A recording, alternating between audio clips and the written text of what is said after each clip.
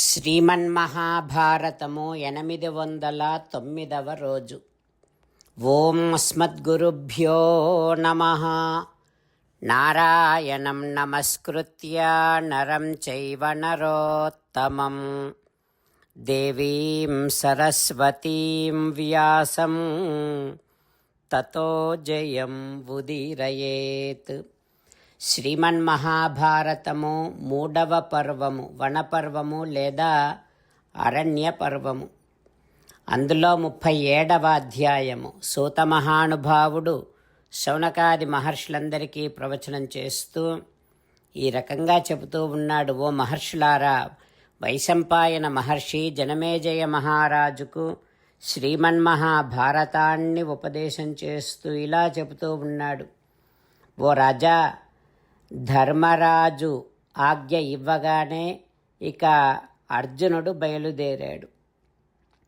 అట్లా బయలుదేరినటువంటి అర్జునుడిని చూసి బ్రాహ్మణులు, సిద్ధులు, అదృశ్యముగా ఉన్నటువంటి ఇతర భూతాలు అవన్నీ ఇలా అంటూ ఉన్నాయి. కుంతీనందన అర్జున, నువ్వు మనస్సులో కోరుకున్నటువంటి దానిని మనసా యత్ యదిచ్ఛసి క్షిప్రం ఆప్నుహి.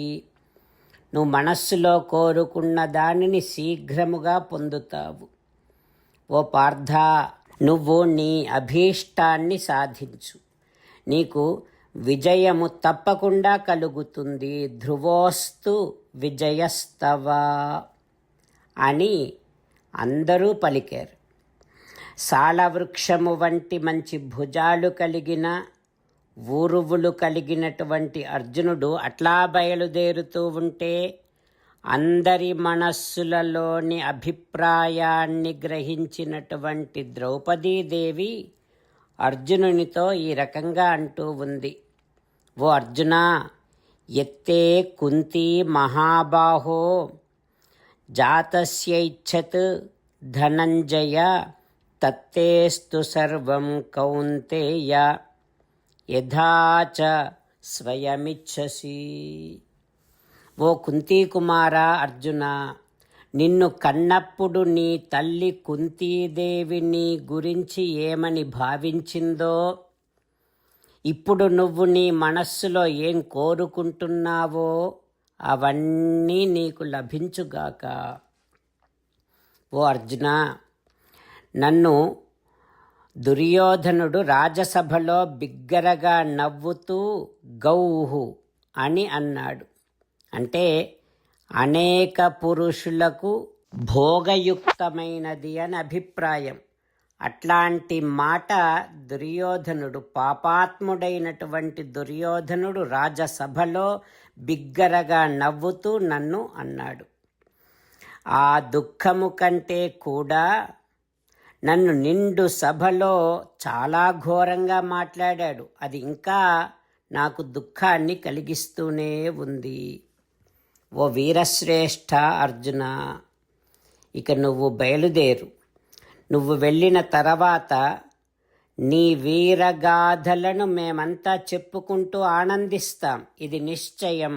అంటే నువ్వంతటి విజయాన్ని సాధిస్తావు. కానీ పార్థ, చాలా కాలం పాటు మాకు దూరంగా ఉండకు. మా అందరి సుఖ దుఃఖాలు, జీవన్ మరణాలు, రాజ్యము, ఐశ్వర్యము అన్నీ నీ మీదే ఆధారపడి ఉన్నాయి.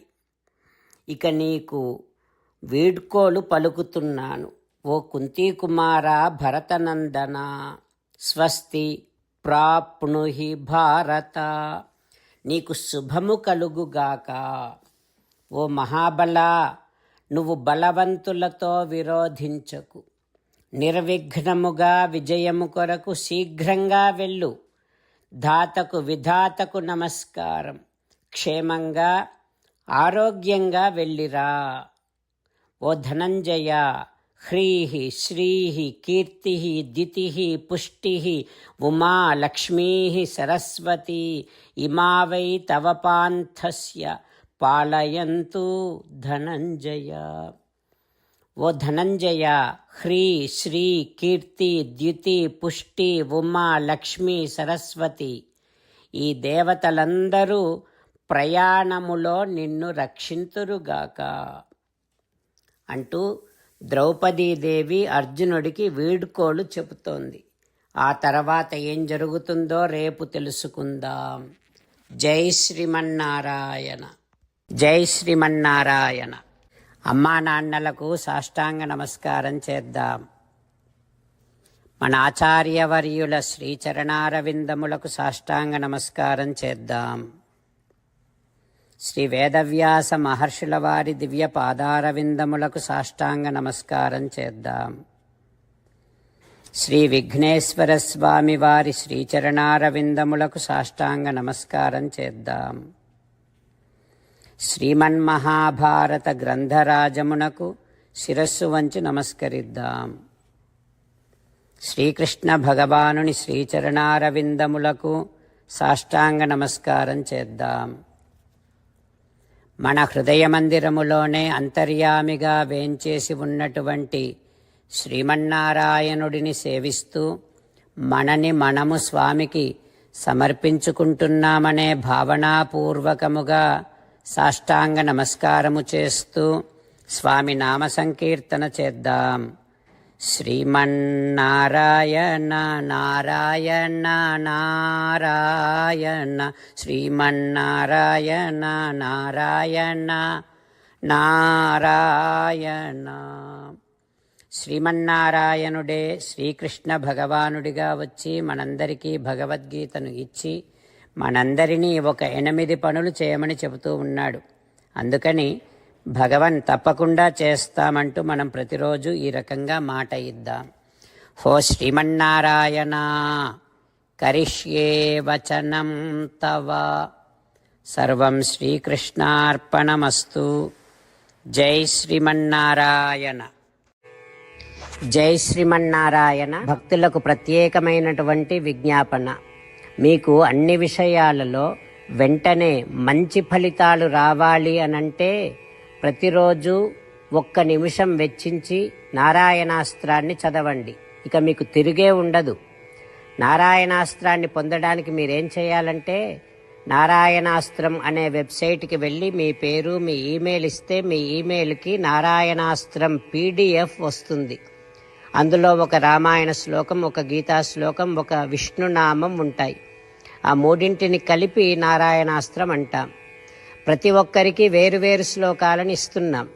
ఆ రకంగా ఎవరి శ్లోకాన్ని వారు ప్రతిరోజు తప్పనిసరిగా చదవటం వలన ప్రతిరోజు ప్రతి 24,000 భక్తులతో ఒకసారి సంపూర్ణ రామాయణ పారాయణ, 33 సార్లు శ్రీమద్ భగవద్గీత పారాయణ, 24 సార్లు శ్రీ విష్ణు సహస్రనామ స్తోత్ర పారాయణ జరుగుతుంది.